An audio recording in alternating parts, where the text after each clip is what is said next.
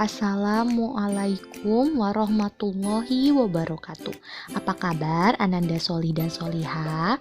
Semoga Ananda selalu diberikan kesehatan ya dan selalu semangat untuk belajar pada hari ini.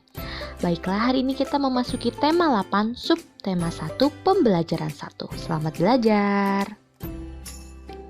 Aku dan keluargaku berasal dari Jawa Barat. Di Jawa Barat terdapat banyak tempat wisata, di antaranya Telaga Warna. Nah, apa kamu pernah mendengar cerita asal mula Telaga Warna? Nah, ayo kita cari tahu. Simak ceritanya berikut ini.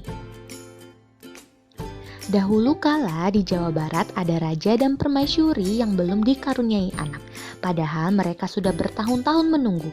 Akhirnya raja memutuskan untuk bertapa di hutan. Di hutan, raja terus berdoa kepada Yang Maha Kuasa. Raja meminta agar segera dikaruniai anak. Doa raja pun terkabul.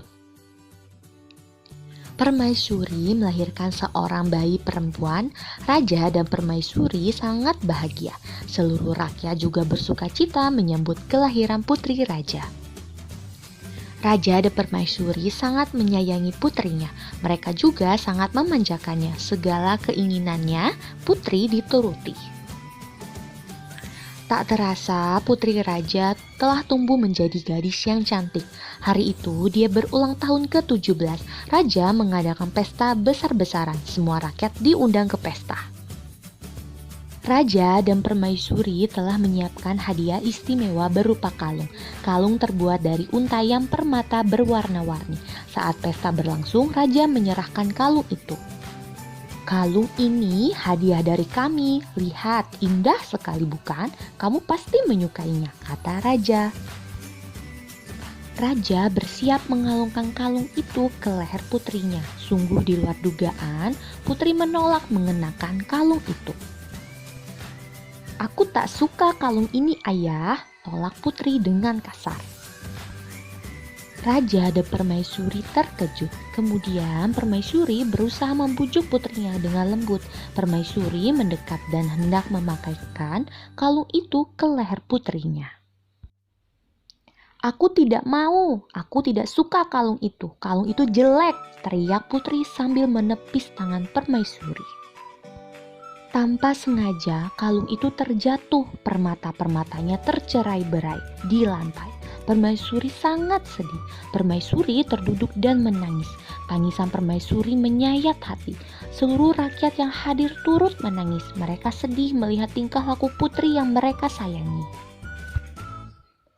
Tidak disangka air mata yang tumpah ke lantai berubah menjadi aliran air.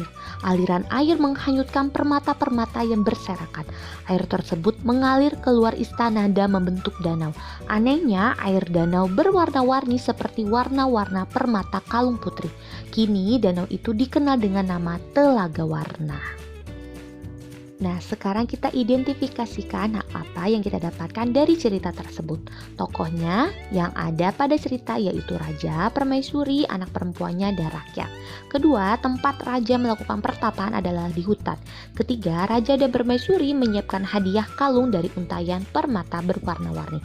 Keempat, permaisuri bersedih dan menangis karena putri menolak mengenakan kalung pemberian hadiah dari raja dan permaisuri. Dan yang terakhir, sifat putri dalam cerita tersebut kurang baik. Nah, ternyata cerita yang berjudul Asal Mula Telaga Warna tersebut termasuk bagian dari cerita fiksi, yaitu yang merupakan cerita rekaan atau didasari dengan angan-angan dan bukan berdasarkan kejadian yang nyata, hanya berdasarkan imajinasi pengarang. Nah, ciri-cirinya bersifat rekaan atau imajinasi pengarang, bahasa yang digunakan bersifat konotatif, menggunakan imajinasi si penulis, biasanya menggunakan bahasa sehari-hari, dan sasarannya perasaan dan memiliki pesan moral atau amanat tertentu. Di dekat rumah Udin di Jawa Barat juga terdapat taman bermain. Udin dan saudara-saudara sepupunya bermain di sana. Dita ingin bermain ayunan, Udin membantu Dita menarik dan mendorong ayunan. Udin menarik ayunan, kemudian Udin mendorong ayunan. Udin telah memberikan gaya pada ayunan itu. Apakah yang dimaksud dengan gaya? Gaya adalah suatu kekuatan yang mengakibatkan benda yang dikenalnya dapat mengalami gerak, perubahan kedudukan, atau perubahan bentuk. Gaya juga dapat diartikan sebagai tarikan atau dorongan yang dapat memengaruhi keadaan suatu benda. Gaya yang diberikan Udin terhadap ayunan yaitu tarikan dan dorongan. Akibatnya ayunan itu bergerak. Saat ditarik, ayunan bergerak ke belakang atau mendekati Udin.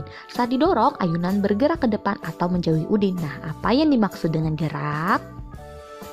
Gerak adalah perpindahan kedudukan suatu benda terhadap benda lainnya, baik perpindahan kedudukannya mendekati maupun menjauhi suatu benda atau tempat asal akibat benda itu dikenai gaya. Misalnya, coba kalian lakukan percobaan berikut ini, yaitu mendorong dan menarik meja. Saat mendorong meja, saat didorong meja akan bergeser menjauhi pendorong, dan saat ditarik meja akan bergeser mendekati penarik. Maka apabila dibuat tabel, maka perbedaan antara gaya dan gerak adalah gaya, tarikan atau dorongan yang menyebabkan benda bergerak, sedangkan gerak, perpindahan benda yang disebabkan karena adanya gaya. Nah, itu dia ya pembelajaran kita pada hari ini. Semoga kalian dapat memahaminya ya. Ibu ucapkan terima kasih. Wassalamualaikum warahmatullahi wabarakatuh.